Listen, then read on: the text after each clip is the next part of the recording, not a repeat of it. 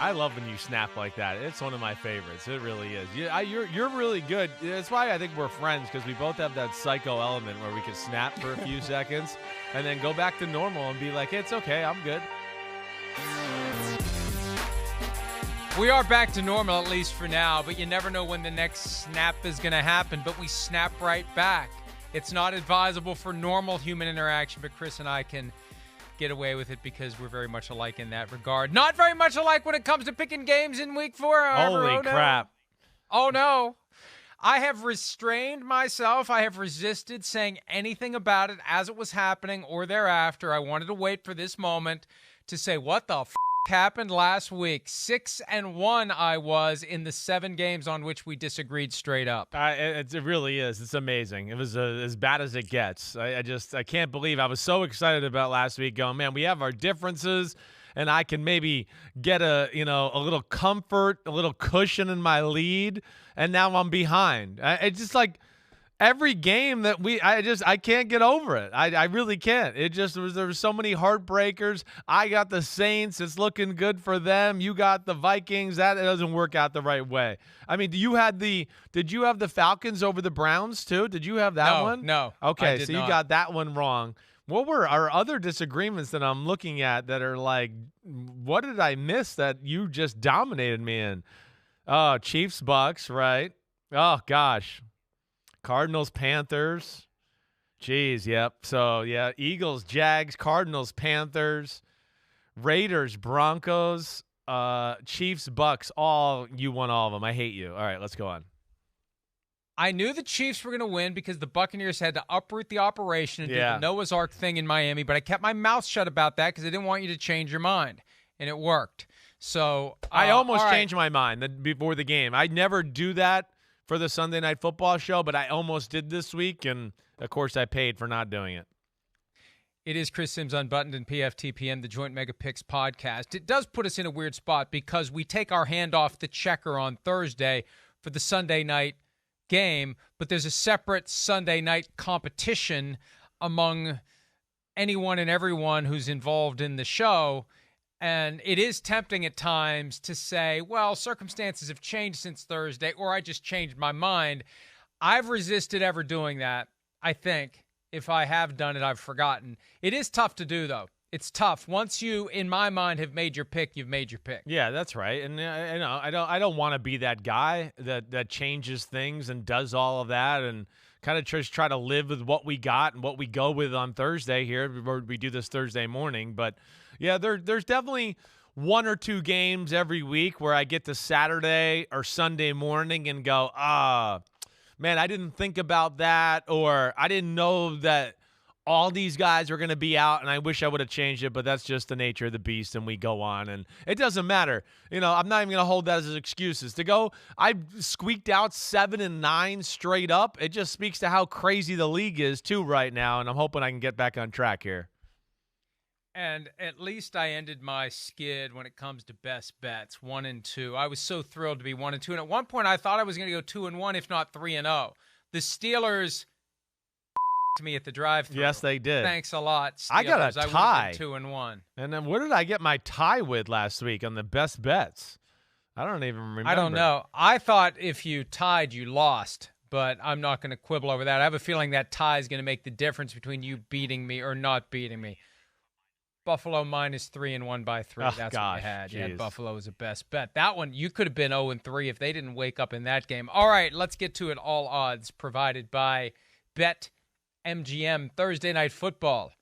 The Broncos. The line has moved overnight from 3 to 3.5. The Broncos are favored. Jonathan Taylor would seem to be worth more than a half point for the Colts, but that's where the line is. 42.5 is the over-under. Chris, who do you like? Well, I like the Broncos. I just don't have a lot of – I first off think this will be a defensive struggle type of football game. I can't imagine it being high scoring. I'm going to go Broncos 20-14, but generally, yeah, I just have a little more faith in the issues that the Broncos and the Colts have, that the Broncos can fix them.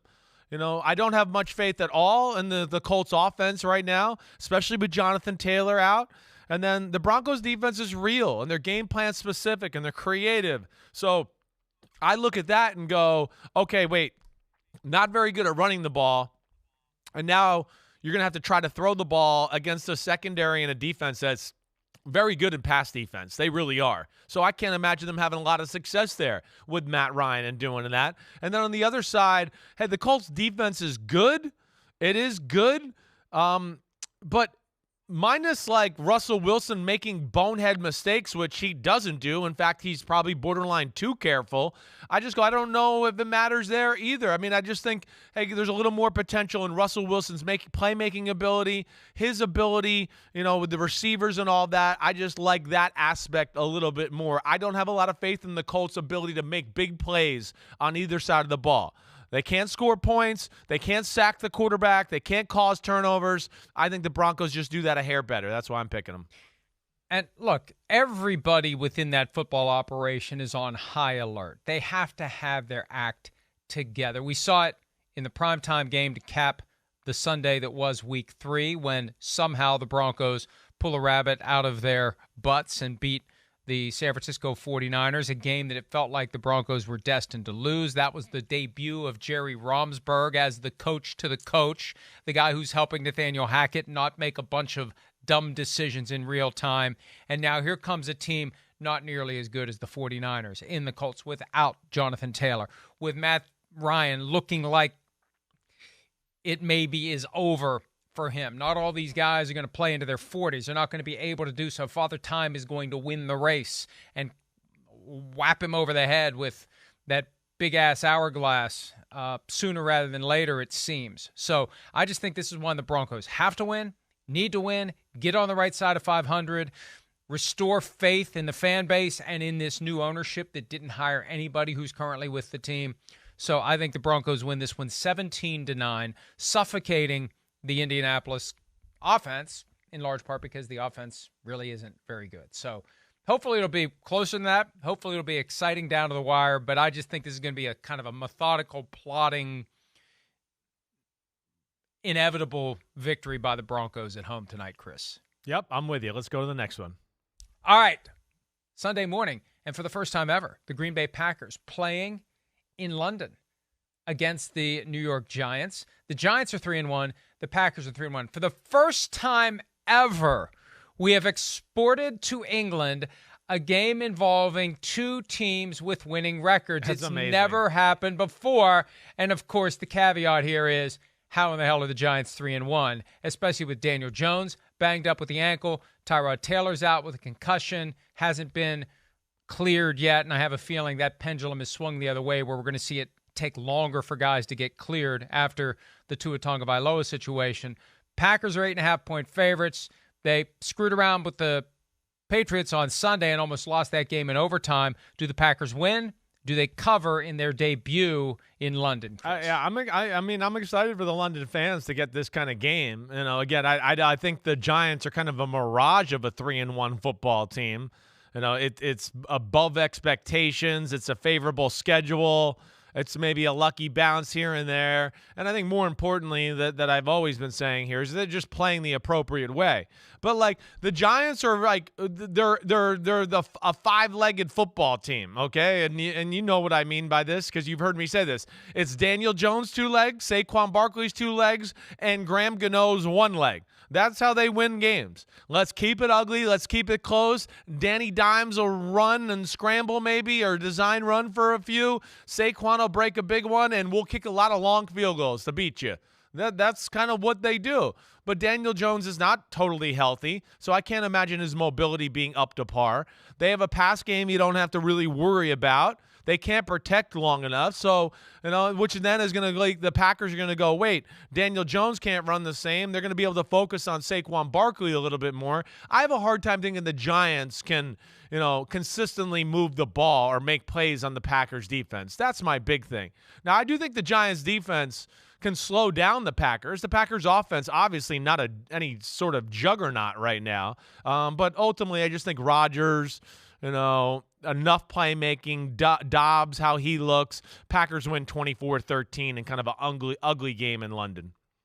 I've got 34-16, and now I'm having second thoughts about 34 because you're right. The Packers offense really hasn't been great, but if they're ever going to fire on all cylinders, they're going to go to a place where it's got a special vibe, a special feel. Rodgers has never done it.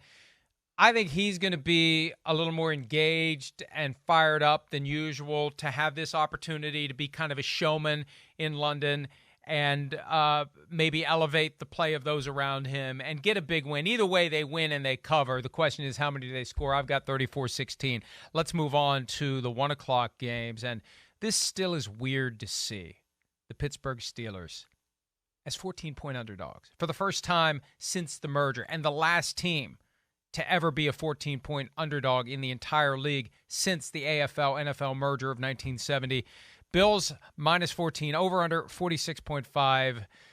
I think we both like the Bills to win. The real question is, can the Bills overcome that 14 points they're spotting the Steelers? I don't know. I'm gonna say no.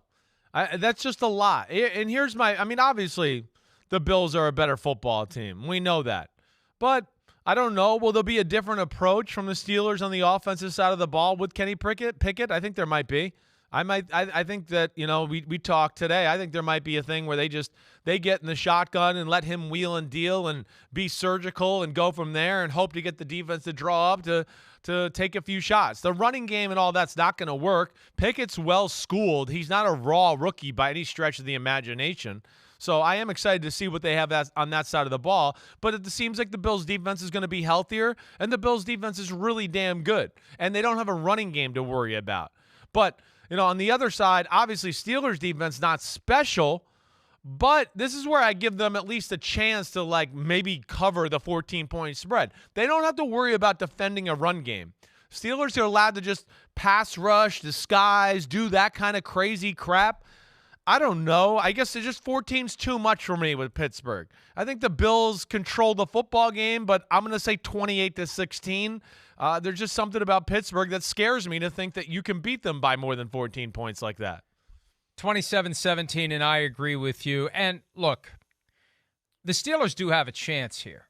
If they unleash Kenny Pickett and he starts dropping dimes to George Pickens, Chase Claypool, Deontay Johnson, Pat Freiermuth, it could be a game where it's like 31-28, 28-27, something like that.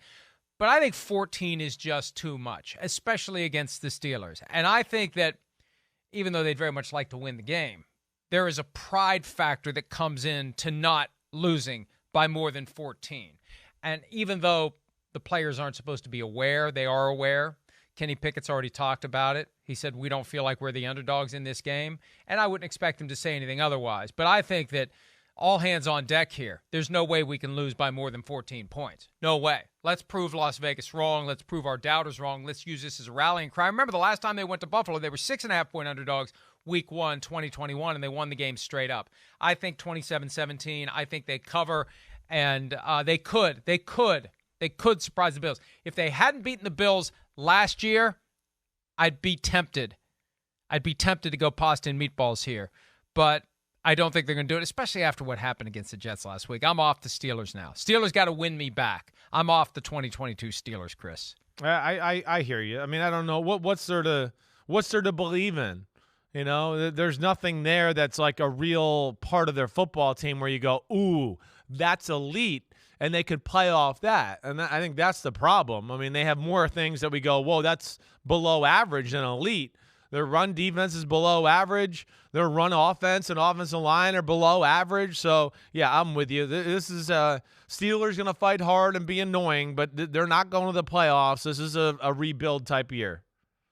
Chargers at the Browns. The LA Chargers, my Rosanna team for now and forever. It's always something, and they almost blew a huge lead against the Texans on Sunday because with the Chargers, it's always something. They go to Cleveland. The Browns lost to the Falcons in Atlanta. Browns are 2.5-point favorite. No, wait a minute. The Chargers are 2.5-point favorites. What the hell? The Chargers are 2.5-point favorites over the Browns in Cleveland with over-under of 47.5. This has early best bet for me, potentially, because I think the Browns still have the horses to hold their own at home against the Chargers. What do you think? I think the big question to me is just the Chargers, their run defense. Can they sell out and stop the Browns from running the football down their throat? That's the big thing to me. I worry about if the Browns are to pull off the upset, that they just controlled the line of scrimmage, controlled the clock, and just beat the Chargers defense into the ground. I'm going to say there's not enough in the passing game to scare the Chargers all the way to where they're going to go all out to stop the run and slow it down just enough that, they don't get obliterated by it or doesn't let them totally control the clock that way. I don't know. I can kind of see this game end up being kind of high scoring. I feel like the Chargers, their pass offense, we know that's special. The pass rush of the Browns has not been all that great. The Chargers protect. We saw them kind of carve up this scheme last year. I don't know. This one's a close one. I'm just going to go with the team that I think is a little bit better and who I trust just a hair more. And I trust Herbert, and I think the Chargers are just a hair more talented. So I'm going to take them over the Browns, 30-27. I got 24-21 Browns, and you know what? Because the Browns were one of my best bets last week, and they did at the drive-through. I think that it probably won't be a best bet, but I do like the Browns in this one. This is kind of a gotta. There it is. Hey, there it is. Rosanna Dana. I think the Browns find a way, and this is kind of gotta have it territory for both teams. 2-2. Which way you're going to skew as we start getting beyond the first 4 games of the season? You're going to be 2-3 or 3-2. Big difference, obviously. I just like the Browns at home. They get Myles Garrett back, apparently, from that very scary car accident from 10 days ago. I think they can muster enough to get this win. And if they don't, that vibe that we had, it just shows you how quickly things change in the NFL. Great vibe about the Browns after they beat the Steelers on a Thursday night, and now we're feeling very differently about them 2 weeks later. I like the Browns 24-21. Texans, we don't feel very good about them at 0-3-1. At the Jaguars, who are 2-2, but much better than 2-2 would suggest. 7-point favorites at home, 43.5 over/under. Your darlings of 2022, Chris, do they cover? I suspect you're going to pick a victory here, but do they win by 7 or more? I am. I'm picking them to win by 7 or more. I'm saying 27-14, and I'm kind of probably trying to be a little bit, respectful to the Texans with that, really, in a lot of ways. The Texans defense, they're not very good. We know that. They can't stop the run. And the Jaguars are capable of running the football and then have the weapons on the outside to expose them and take advantage of that too. I think they're going to be a real problem for the Texans defense. I do. And then the other way around, I just go, I don't know what to expect. The Texans offense, it's nothing. It's nothing. There's nothing special there. Okay, Dameon Pierce, some long, ugly drives that they can put together. All right, but I think the Jaguars' defense is dominant. They were toe-to-toe with the Eagles last week. Trevor Lawrence just played the worst game we've seen him play this year and was as careless as could possibly be. So I am not getting off this Jaguars train yet. That was a learning lesson for them. I think they're far superior than the Texans and really will have their way in just about every category. 27-14 Jags. Here's the area where I have some pause. Okay, what is that? Last year, Texans 30, Jaguars 21. Texans 37, Jaguars 21. The year before that, Texans 27, Jaguars 25. Texans 30, Jaguars 14. The year before that, Texans 26, Jaguars 3. Texans 13, Jaguars 12. I mean, it just keeps going and going. Now, the Jaguars are clearly the better team right now. There's just something about the Texans and the Jaguars, just like there's something about the Jaguars and the Colts. We can't ignore that when it plays out this way, especially in an annual home-and-home series.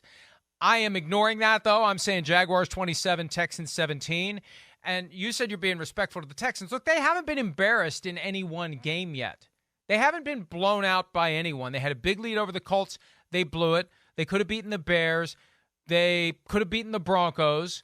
And they were down badly to the Chargers and made a game of it. So they're not horrible. They're just winless. But I think this is time for the Jaguars to step up and end this losing streak to their rivals from the AFC South. The Chicago Bears at the Minnesota Vikings. Vikings coming back from London where they got the double doink, got lucky game winner, the kind of game they'd lose in the past. They found a way to win. 7-point favorites over Chicago, over under 44. Do the Vikings get to 4-1. They do not feel like a 4-1 team. Will they be 4-1 come Sunday afternoon, Chris? I think so. I do. Yeah, I just, again, the Bears want to run the ball, make it ugly, and do all that. I don't know. I mean, Mike, I ask you, residents, Vikings fan, do you think the Bears are just going to run all over the Vikings, even though the Vikings know, like, hey, this is what they do, this is what they want to do, we're going to put one more egg in that basket? What's your thought there? I think that they're going to give Justin Fields an opportunity to throw the ball because they're going to try to take away the run, and this is going to be an opportunity for Justin Fields to show that he can do it. This is a winnable game for the Bears. The Vikings should be very nervous about this one. Flying back from London, they had the extra factor of the horrible compound fracture suffered by Louis Sain, who is out for the year and was still in London at last announcement from the Vikings. I mean, that has to affect the locker room and the vibe around the team, and it's just an exhausting week to go there and then come back, and you're playing against a team that you've got, it's not the Packers, it's not the Cowboys, it's a team that you think you can just punch the victory and move on to the next game. This is dangerous. I got 27-21. I think the Bears find a way to cover. Just because I've watched these Vikings games, other than the Packers game, they have not been impressive. They should have lost to the Lions. They should have lost to the Saints. And I could see just another one of these sluggish, they take away Justin Jefferson, the offense really can't get going, and they just do enough to win. And they maybe get a score late, or even a garbage time touchdown by the Bears to turn 27-14 into 27-21. Either way, I think the Bears keep it close enough that I'm not comfortable laying 7 on this one, Chris. Yeah, I mean, I hear you with that thought. I'm going to lay it and let the Vikings, I'm going to pick 27-17. I got to see it to believe it, to think Justin Fields in the pass game can carry the workload. It's been horrible. It's not just okay or whatever, and I know there's not lack of weapons, but it's not so lack of weapons that we can barely throw for 100 yards every week. And nobody's that bad in the NFL. All right, so I got real issues there. And again, like I said to you earlier today, not only is the throwing all over the place, the decisions are not all that great, and I think by the way they call the game as play callers, they've lost confidence in Justin Fields. They're taking the ball. They're managing the game. He's not in the trust tree with them right now. And that goes back to the Green Bay game when they threw the ball 9 times, or 11. 9 times when it was competitive. They threw 2 extra times late in the football game. And here's the other thing I worry about with the Bears, too. Everybody runs on the Bears. Everybody. They got lucky that it was a slop fest with the 49ers. They would have probably ran for 400 yards on them, too. And that, to me, is when the Vikings, they totally just shit on you, because then they get the run game going, and it's Justin Jefferson and Adam Thielen off play action, and you're ruined. And so I'm scared. I don't think I'm going to make it the best bet because of a lot of the reasons you said and the London trip and all of that. But at the same time, I think they're clearly better than the Bears, so I'm going to go 27-17, but I doubt I'll go best bet with this one. I'm a little scared of that. Lions-Patriots, the Pat Patriot throwbacks make their return, given the fact that the NFL has ditched the kind of oddball one-helmet rule that was in place for a decade. Matt Patricia revenge game against Detroit. Both teams 1-3. Both teams got to have a win. Patriots 3-point favorites. We don't know if we're going to see Mac Jones or Bailey Zappi. Does it matter to you, Chris? Do the Patriots find a way to get to 2-3 against a team that has a great offense but a shitty defense? Yeah, that's the interesting thing. I'm going to pick the Patriots to win. I don't care who's at quarterback. I'm going to take them. I don't, one, you said it, right? The Lions offense has been very good. It's surpassed expectations. There's talent there. Like with the Stubert conversation of people saying Goff is maybe better than Matthew Stafford now. Like, you're fucking insane and you're on drugs. You need to be drug tested if you're saying that, all right? The Lions offense is more talented than the Rams across the board. I would take the Lions receivers. I would definitely take the Lions offensive line. I would definitely take the Lions running back. I would definitely take the Lions tight end. So there's some good there. I just wanted to prove that point for how stupid people are to say that comment. But anyways, to continue to go on there, this is the best defense they've played this year. I mean, the Eagles, it was week 1, so I don't want to put all that in there. And they were dominant in the competitive part of the football game.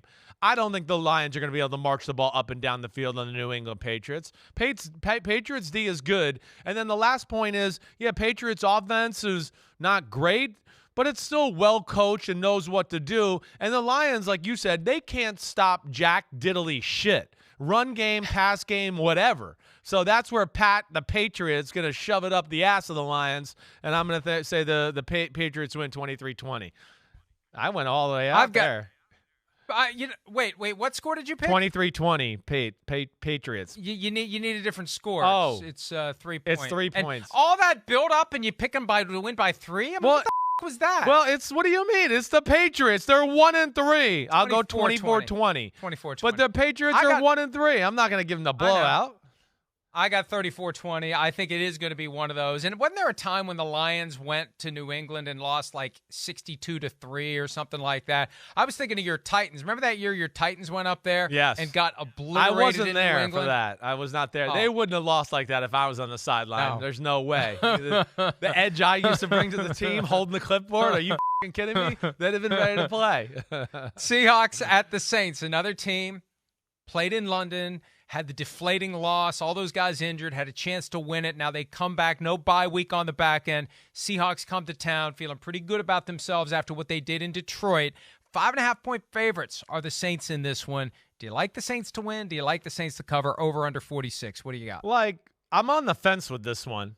I am. There's a little, at least, belief and mojo going on in Seattle, right? There seems to be something there where they're at least vibing. I'm not sold that they're very talented or playoff caliber quite yet, but way Geno's playing and Pete's energy and all that, and they're making some plays and all that. I could see them going into New Orleans and winning this football game. I can. I don't know if I can pick it to actually happen, though. That's where... the thing I look at here is this is still a really good defense with the Saints. It is. And I know that, Seattle moved the ball pretty well against the Falcons and the shitty Lions defense that we just talked about. But I'm not ready to go, oh, wow, I'm sold on this Seahawks offense and they can tear anybody up. Not yet. And not with the Saints defense and this team being 1-3, backs against the wall. And I also think just the Saints offense, to a point you made before the year, and you reminded everybody, and I think about you, and I've given you credit a few times, and I've talked to other places, like, the Sean Payton thing's real. It's official. It's official. The Saints miss Sean Payton. Their offense is nothing special. They have a hard time scoring every week, but it is Seattle, and their defense is almost as shitty as Detroit's. So because of that, I think they're just going to win because they're just score enough points with their work-in-progress offense. 24-21 Saints, I'm going. I got 2017 Saints for all the same reasons. I think the Saints are good enough to win this one. Being at home will help. Having some of their guys back could make a difference. And the real question is, how much did last week affect them, and will they avoid letting one loss become 2? That's a test for Dennis Allen and company. And, of course, one loss has become 3 after they lost to the Buccaneers in week 2, a game that it looked like they were going to win. What a different vibe this team would have if they had won that game, if they had beaten the Vikings. It just shows you how narrow the margins are. But I'm going to go 20-17. And if the Seahawks win this one, then I have to revisit how I feel about the Seattle Seahawks. Yeah. Again, we're on this roller coaster with so many teams. Hey, we were wrong. They're good. Oh, no, wait, we were right. They suck. Oh, no, we were wrong. They're good again. Yeah, and no, now we're not there yet. Right. Maybe we're back to, right. No, we suck again. All right. Dolphins at the Jets. The Jets complete the tour of the AFC North 2-2, but they're 0-2 at home against both the Bengals and the Ravens. Dolphins come in as 3-point favorites. Teddy Bridgewater is the starter. Over under of 46. Who you got? Well, I don't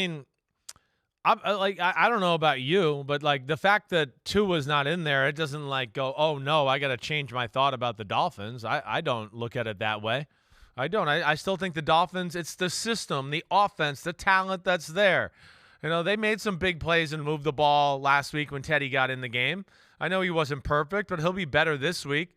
So that's where I'm interested to see. That's the McDaniel-Robert Saleh matchup. They know each other from their days in the 49ers. What's the little chess match there? I do think the Dolphins are, the more talented team, even though I like what I see from the Jets.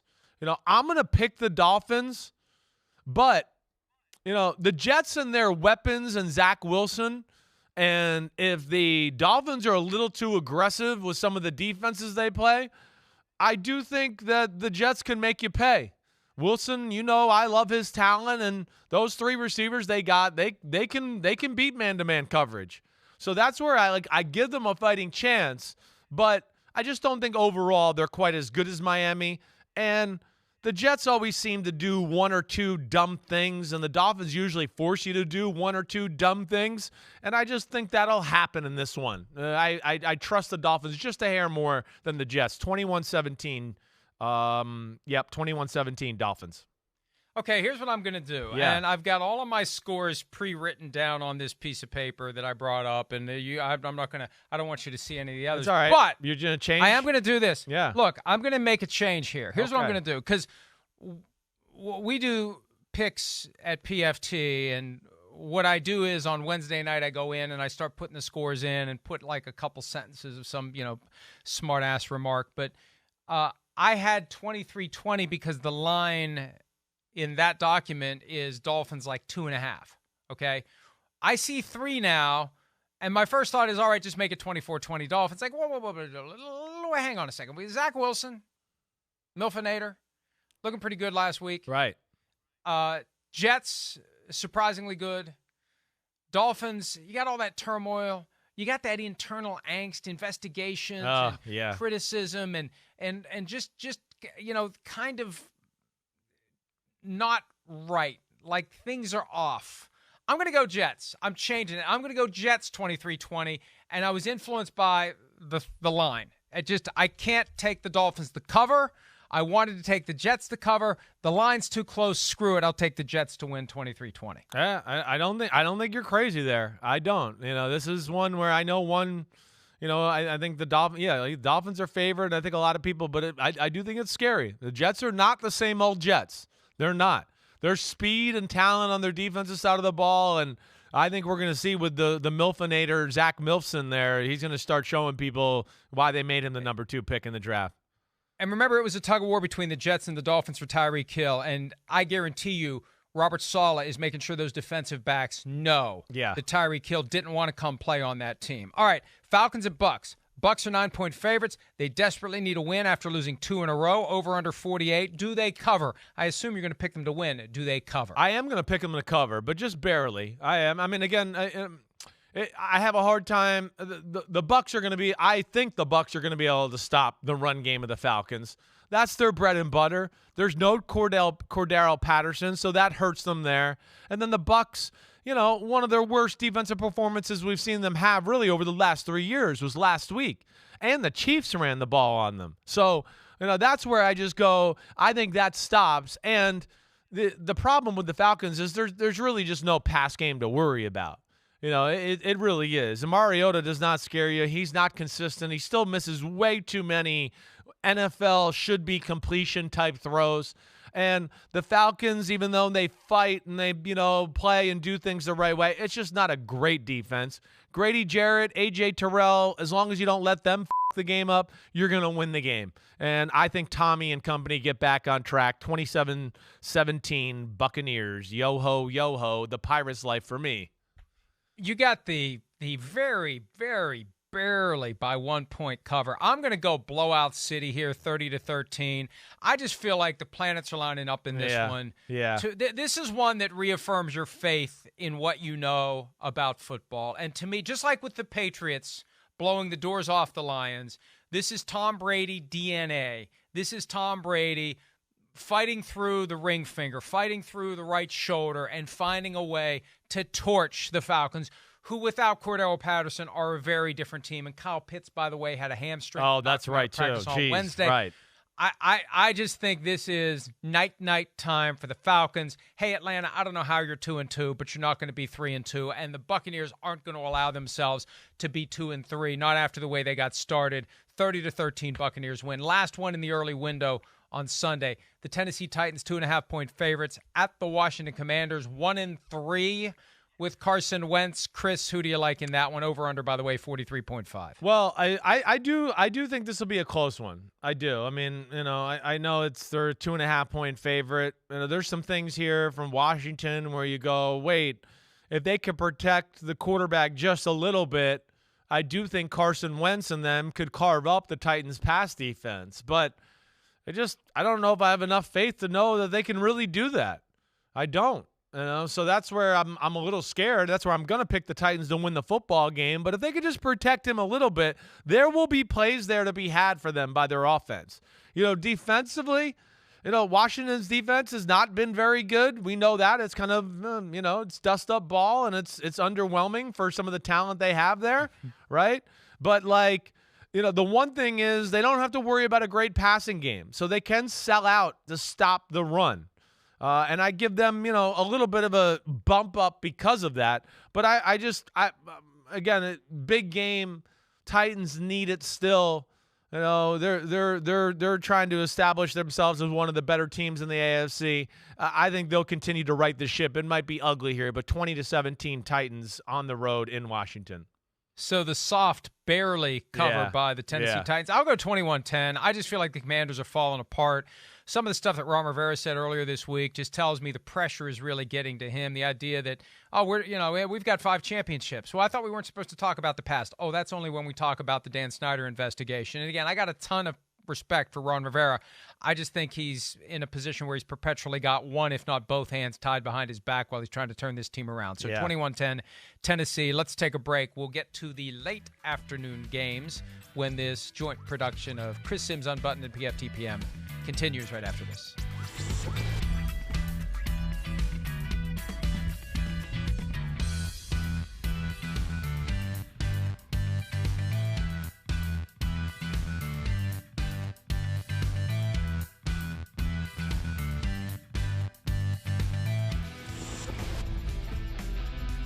PFTPM, Chris Simms Unbuttoned. Another Sunday with just 3 games in the late afternoon window. Good for us, because while those late afternoon games are going, we're kind of getting ready for a TV show, but more games at 1 o'clock to try to, what's going on here? What's going on there? What's going on here? Again, the ultimate in first world problems, as we've said on PFT Live. The 49ers at the Panthers. 49ers favored by 6.5. Short week for them, flying cross country. Panthers, to borrow one of your phrases, patent pending, copyright infringement, sucky ducky, all across the board. 39.5 over under. It's the lowest of the week. Who do you like in this one? Well, I mean, you know who I like. That's for sure. I mean, I'm going with the 49ers. It's my best bet. I am. I don't know. I just look at 6.5 and go, the Panthers, they're another one of those teams where you classify where I'd go, I don't know, if you took the defense off the field, they still might not go down and score. They would find a way to get a penalty and throw a few incompletions, and somebody might drop the ball as they're running down the field. Ball gets batted down. I mean, I know. They're a disaster. And then it's just like, oh, whoa, against the 49ers defense, which is, for my money, the best defense in football. I mean, it's not only physically the best, but it's schematically one of the best too. And then you couple that with Carolina, their defense, I have respect. They obviously have some playmakers there, but they don't stop the run, and we know who's coming to town here with Shanahan, and that's when all of a sudden it's, fake this and boom over the middle and screen to Debo, and they get your head on a swivel and you don't know which way you're getting hit. So I'm going 49ers 27-10 in this one. There was a game between these two teams in San Francisco's Super Bowl run that finished 51-13. 49ers over the Panthers. Now, I'm not quite ready to say, and the Panthers were above 500. They were 4-2 entering that game, and the 49ers just destroyed them. I'm not ready to go that far. I've got 24-10.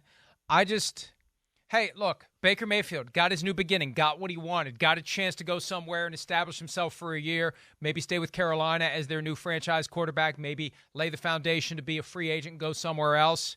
Right now, he's in Mitch Trubisky mode for next year, where somebody will sign him at best to be the starter until they draft somebody who'll take over at some point between that moment and week 5. That's where Baker Mayfield is, and he has to ask himself, do I even want to play if I'm going to get a contract that goes along with that. That's how bad it is right now. And I don't expect it to get any better this week against the 49ers, who are going to tee off on that offense, tee off on Baker Mayfield. They're starting to find their rhythm. They're starting to find their groove. And I think this one is going to be ugly.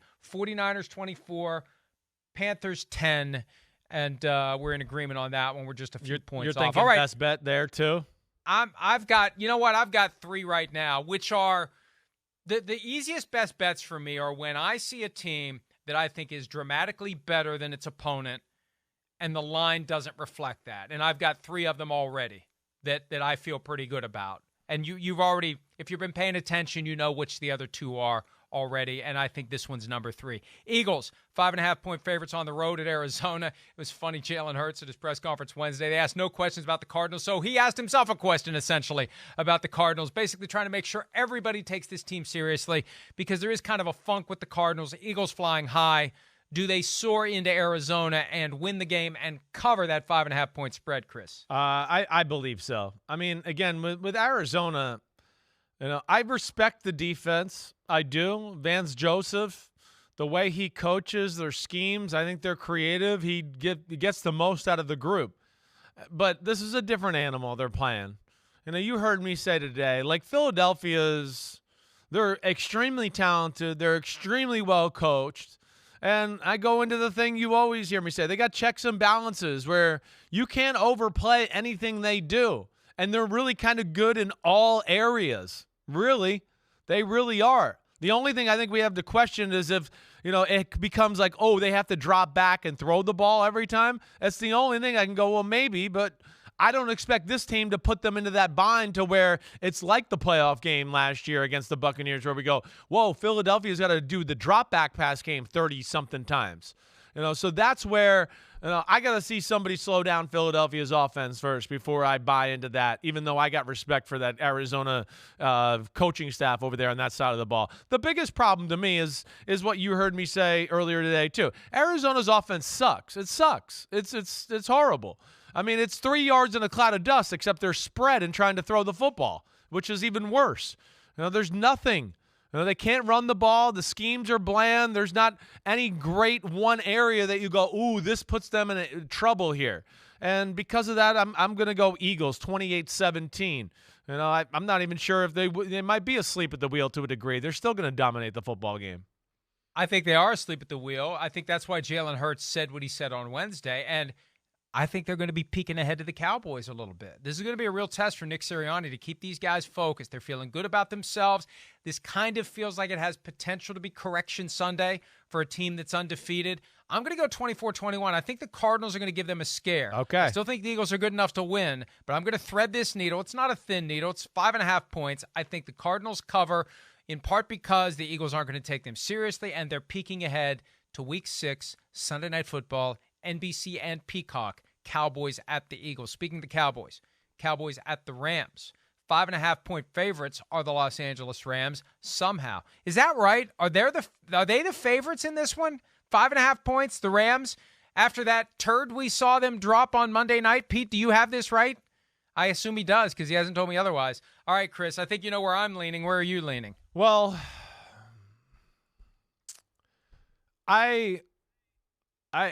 The Cowboys are better than the Rams as a complete football team. I don't doubt that. I guess this is where I get into this a little bit. They cause some serious issues. There's no doubt, the Cowboys, to what the Rams want to do.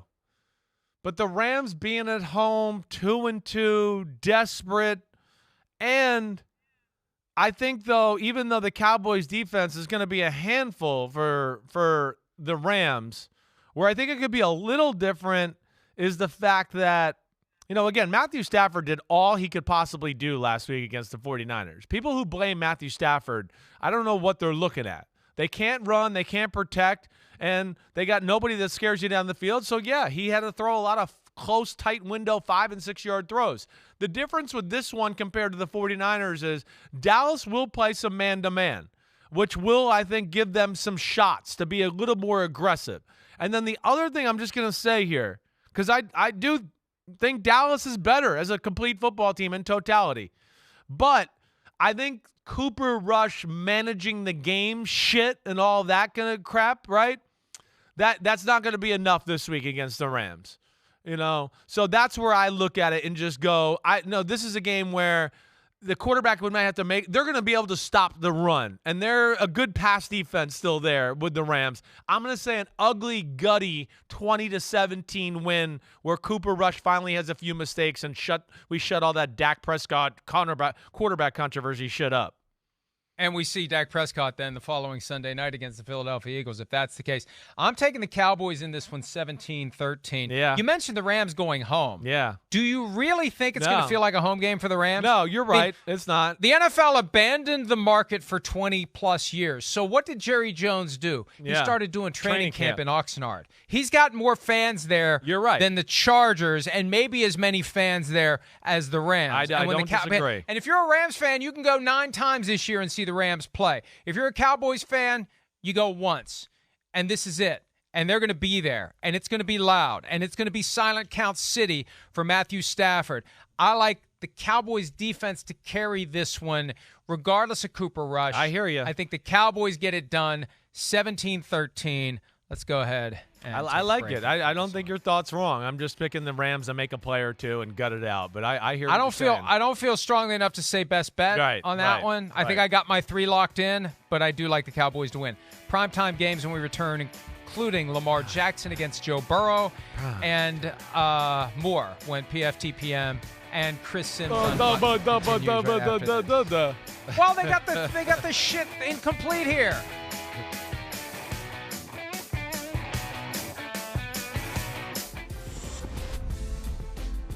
PFTPM, Chris Simms Unbuttoned, Week 5 Joint Mega Picks Podcast, Sunday Night Football. Ooh, we got a good one. We got a great one next week. We got a good one this week. Bengals at the Ravens. Ravens haven't won a home game, I think, since 2010. I think that's what it's up to now. I may be exaggerating. Bengals beat the crap out of the Ravens in Baltimore last year, 41-17. That was kind of the moment we're like, hey, these Bengals may have something here. We may have to look past those ugly uniforms and realize the Bengals may have some good players inside of them. Ravens are 3-point favorites. Both teams are 2-2. Key swing game in the AFC North. Over under 48.5. Chris, who do you like? I mean, I was on the fence with this one. The last, whatever it is, 24 hours since I've been trying to figure this out and writing scores and a few little notes and things like that where, I went back and forth. I look at this one as a little bit of a coin flip game. It certainly won't be a best bet for me. I know that.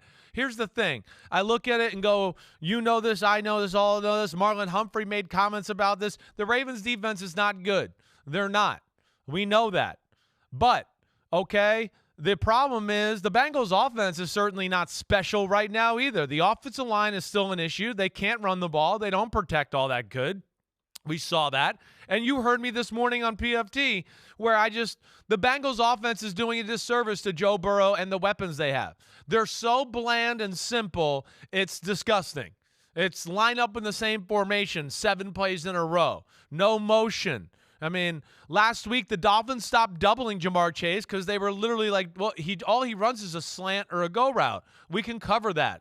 In fact, we don't even need our corner out here. We can bring the water boy off out here as long as he can run a little. He'll schematically be in place. You know what I'm saying. I'm having fun there. But so I don't know. And then the fact that the Bengals can't run the ball and they can't protect, I don't think the Ravens are going to have to do crazy stuff on defense, right? Mike, you've heard me say the last few weeks, the Ravens can't get pressure unless they blitz, and that compromises who they got in the back end. I don't think they're going to have to do that against this crew. I think that even their sorry-ass pass rush can get there against this crew. And so that's what scares me a little bit as far as the Bengals are concerned. And the other side of the ball, I do think the Bengals can slow down and make things ugly for Lamar Jackson and the offense, definitely. I've gone back and forth with, wait, do I think this will be high scoring or do it? I'm actually think I got to the point where I'm going to go it's more of a low-scoring football game. I think the Bengals will have a hard time scoring a lot of points against the Ravens, and I think the Bengals defense will slow down the Ravens and not make it a shootout. But I'm going to trust the Ravens at home and John Harbaugh and Lamar Jackson to pull it out. I'm going to go 20-17 Ravens. I got 27-23, and to me this is a John Harbaugh reminds us all that he's a good coach game. Backed into the corner, saying all the right things this week, doing all the right things this week, pushing all the right buttons on his players to get maximum performance defensively, offensively, and just finding a way. It's just getting to the point where it's embarrassing. I think the home losing streak is 5. Correct me if I'm wrong, Pete, but I think they've lost 5 in a row at home. Unacceptable for the Ravens. Harbaugh's not going to let that stand. And all due respect to Zach Taylor, in a contest between Harbaugh and Taylor, I'm taking Harbaugh. That's what I basically got down to.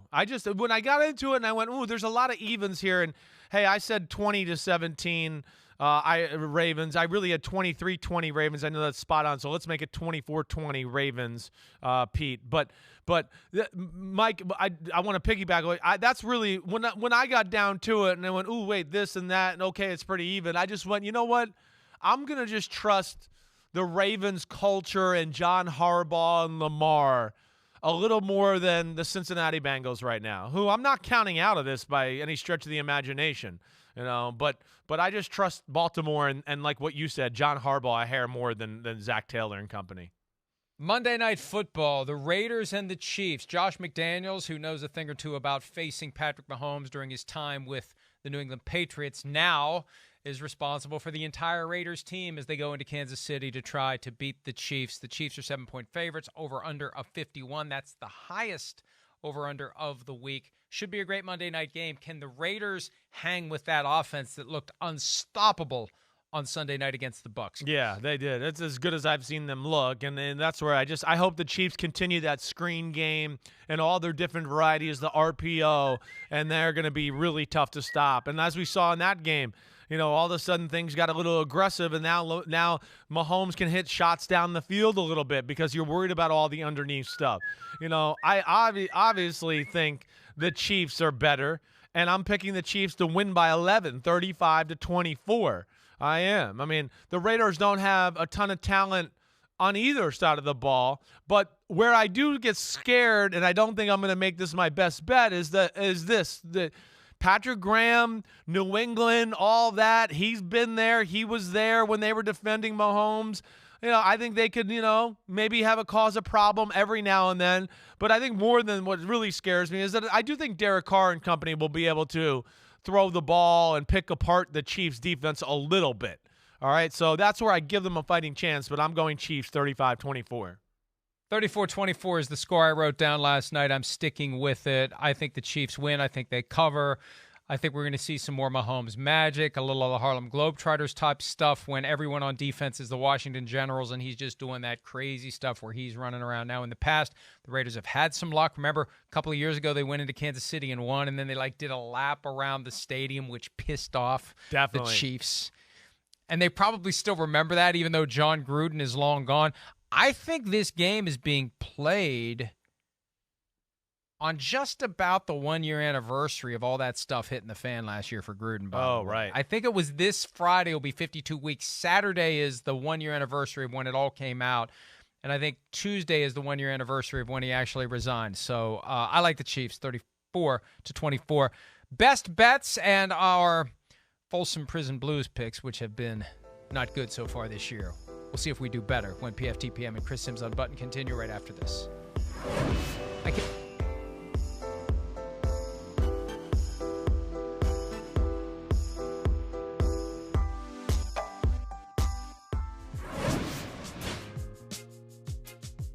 PFTPM, Chris Simms Unbuttoned, Joint Mega Picks podcast. Here we go. Best bets. Time to pull the arm on that slot machine and see if any of our 3 picks line up. You'll see the graphic on social media this weekend. Chris, give me your first best bet for the weekend. Well, I stated it already. The Jaguars over the Texans. I'm not getting off the Jaguars. I'm not. I think they're in another class from the Houston Texans, and I think really honestly it's one of those where they're going to be pissed off with the way they played last week. They were in the same class of the Philadelphia Eagles, who are the best team in football. They kind of blew it. They shit down their leg. I don't think they're gonna be mad about that, and they're a superior team to the Texans. So I'm going with them to start it off. Patriots giving 3 to the Lions, wearing the Pat Patriot uniform, 1-3, desperate for a win at home. This is one of those games that reaffirms your belief in all things football. Sorry, Lions. I like the Patriots to cover that 3-point spread Easily, Chris. Yeah, I hear you there. I feel that way. I'm a little scared either way. I don't know. I guess the quarterback situation scares me a little bit for the Patriots there. I'm going to go the 49ers. The 49ers, I just expect to see Jimmy Garoppolo continue to get better. The offense for the 49ers we know is dangerous. The Panthers can't stop the run, and the Panthers offense is not good, and they got the best defense in the league coming into town. I like the 49ers 27-10, best bet. 49ers for me as well, as I've strongly hinted during the segment, 49ers to blow out the Panthers. Last one, Chris, what do you got? I'm going with the Eagles. I am.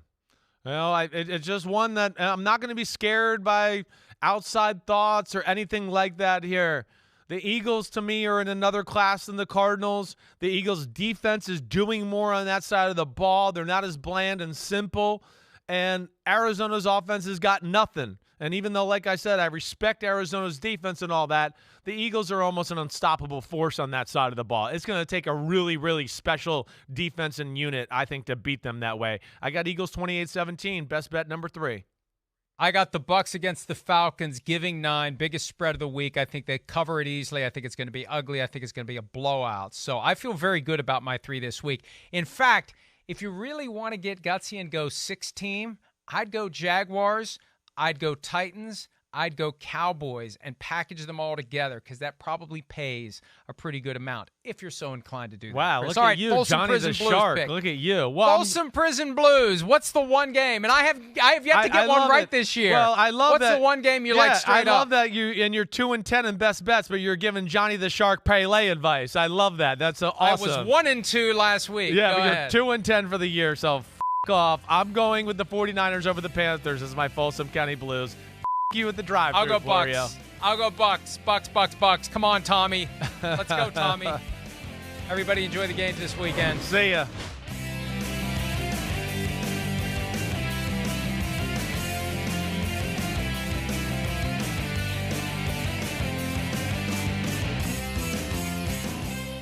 Thanks for watching, homies. Hit subscribe to see all my unbuttoned videos. You get to see me, Ahmed Fareed, all the big player breakdowns, game breakdowns, player interviews, and my film analysis. So please subscribe. Chris Simms Unbuttoned. Peace out.